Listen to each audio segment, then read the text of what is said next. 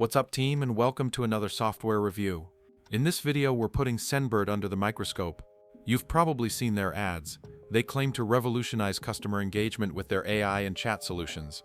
But does it live up to the promise? We're going to break down exactly what they offer, the good and the not so good, so you can decide if it's the right tool for your business. Sendbird's primary focus is on providing developers with APIs and SDKs to embed chat. Their AI customer service offering is built on top of this, featuring a smart chatbot that can understand intent and automate support workflows, all while promising to maintain a consistent brand voice. A key positive is their strong emphasis on security and compliance, which is a major plus for any business in regulated industries. The platform is designed to be scalable, handling everything from a few conversations to millions of them, which is essential for growing companies.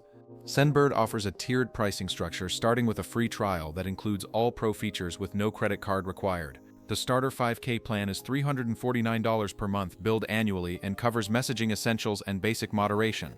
The Pro 5K plan costs $499 per month billed annually and adds advanced features like translation, data export, and image moderation. Finally, the Enterprise plan has custom pricing for large-scale usage and offers the full-powered platform with dedicated support and add-on products.